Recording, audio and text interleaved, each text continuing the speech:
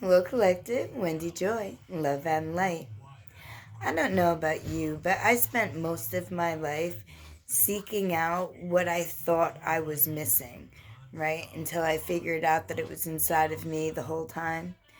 Well, part of what I was missing, what I was trying to experience, was true love, was actual real love, where, you knew where you stood with whomever that you were connected with, whether it be children, first family, created family, maybe boyfriend, girlfriend, coworkers, because the family doesn't necessarily have to be blood linked, right?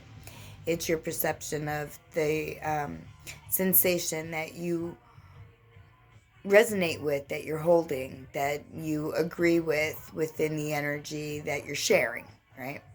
Love, unity. And my entire life, I've come across so many types of people, and not any of them were, did they last the test of time. So some of them started out like strong and ally material, so to speak, or, unity, worthy, if you will, because not everybody is worthy with your unity.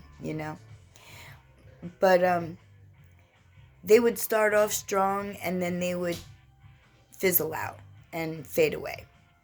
And that was because the energy that they were portraying was what they were picking up off of me, and then they were mirroring it back to me.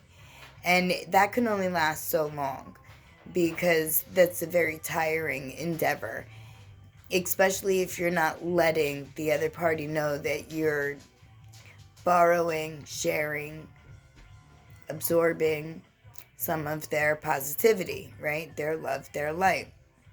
And then other people in my life that I've come across were just completely negative, off-standing,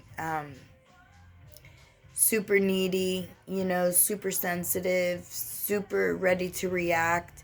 And they were explosions waiting to happen. And not on a good level, because when they exploded or they seeped out their negativity, right, it wasn't so that they could be seen and help healed, right, to do the inner work and look to see what needs to be, revisited. They just wanted everybody to be in the misery that they wanted to stay in. So that only lasts for so long too, And keep in mind that if you're high vibrational and you entertain low vibrational people, that it could turn your energy over time.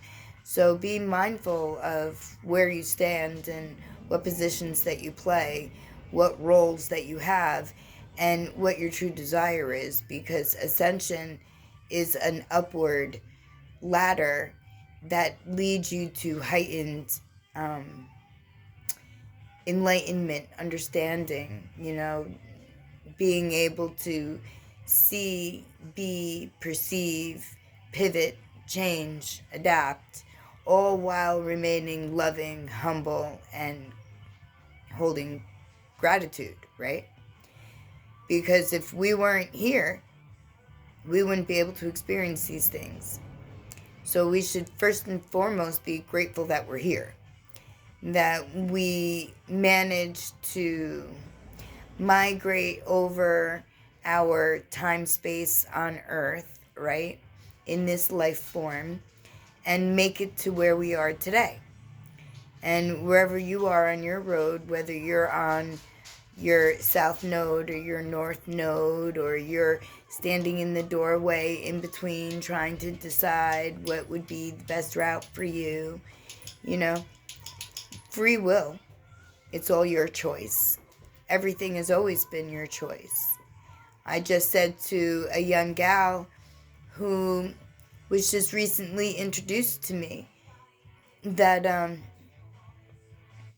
to find true, transparent, pure people, it seemed at one point in my life to be something I was never able to connect with. And slowly, the universe is showing me that with my higher perception and my determination to continue to migrate further, right, to reach my highest potential, that now I'm being gifted with what I thought I needed right from the beginning, which, was unity, outside unity. And I only realized that outside unity doesn't mean half as much if you don't have complete unity within yourself, where you would be happy being, within your own company. You would be happy with, hanging out with your inner child and your higher consciousness, and that you would be happy where you are in your present moment, which, is perfect, because only then can you realize what it is that you really, really need in order to thrive, right? Not just survive, but to thrive. And then the universe will start sending you those type of individuals.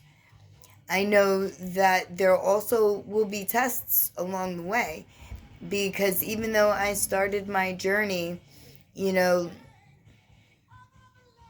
I guess my holistic journey, right, the end of 2022, right, I knew what spirituality was without knowing that it had a word or a definition, because of the resonance that I felt within certain situations, mindsets, energy fields. And that always directed me. And I always had a very strong bond with my inner me. I never let her go, and we went everywhere together. We still are together. We will never be separated. She is my best friend, and I am hers. And, that means that I am completely happy with the life that I led, the person that I turned into, and I am getting to know my higher consciousness and how vast and how wide my expansion actually is. And then the universe will start sending me like-minded individuals.